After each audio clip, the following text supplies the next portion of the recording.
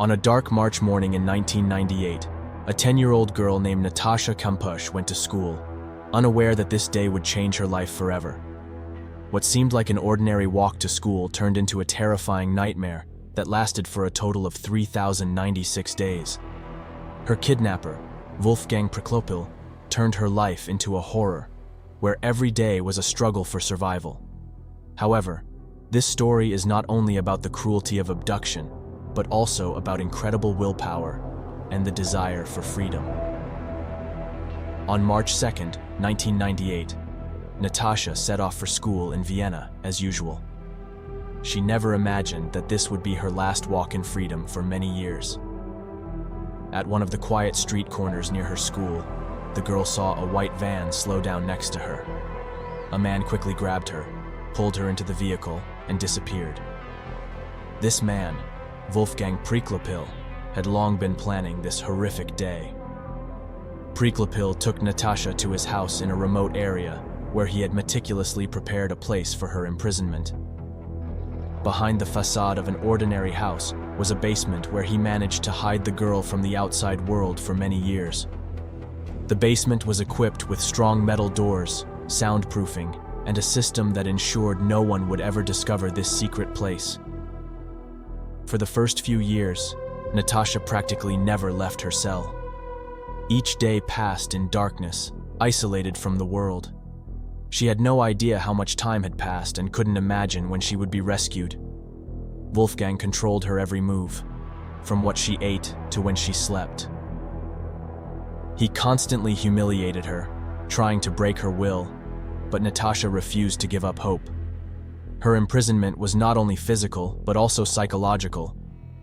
Priklopil used mental pressure, convincing the girl that the outside world was dangerous, that no one was looking for her anymore, and that her life could be even worse if she tried to escape.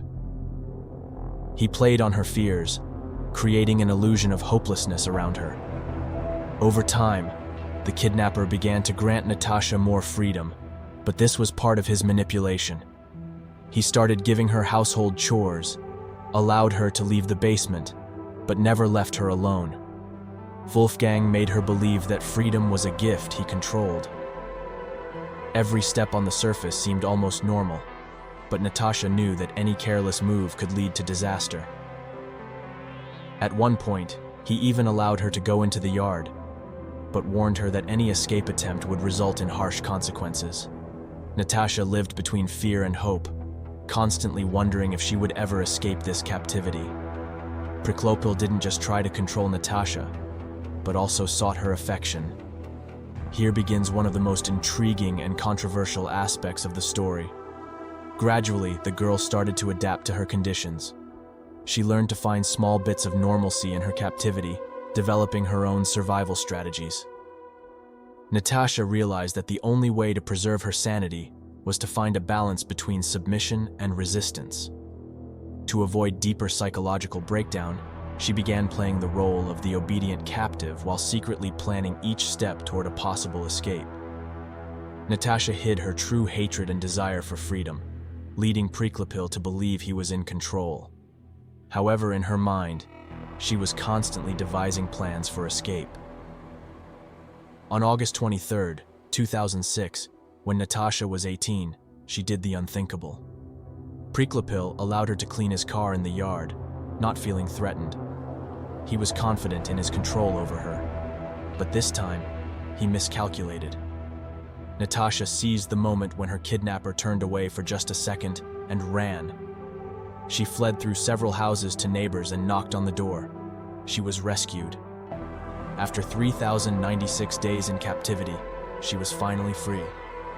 After her escape, Priklopil, realizing his crime had been uncovered, threw himself under a train, ending his life in. However, freedom brought Natascha new challenges. After her escape, she was greeted by a world that had changed during her years of absence. She emerged as an adult woman, but with experiences that few could imagine surviving. Relationships with her family became difficult. Natascha felt alienated even among those she was supposed to consider closest. Soon after her escape, she became the subject of global media attention. Journalists wanted to know every detail of her captivity, asking questions she didn't always have answers to. Why didn't she escape sooner? Why, despite the violence, did she show sympathy toward her captor? One of the most controversial parts of her story was that Natascha, despite years of tyranny, expressed some sympathy for Priklopil. She didn't justify his actions, but acknowledged that, in a way, he had become part of her life. This emotional attachment to the person who was both her captor and her only companion is often explained by the phenomenon of Stockholm Syndrome. Natascha repeatedly explained that her sympathy for Priklopil was not a sign of weakness, but a way to survive in extremely brutal conditions. Today, Natascha Kampusch is a symbol of survival and the fight for freedom. She became a public figure and wrote an autobiography titled 3096 Days, in which she candidly shared her painful story. The book became a bestseller and was adapted into a film, reminding the world of her incredible journey. Natascha continues to live in Vienna, gives interviews, and speaks at international events dedicated to issues of abduction, violence, and Stockholm Syndrome.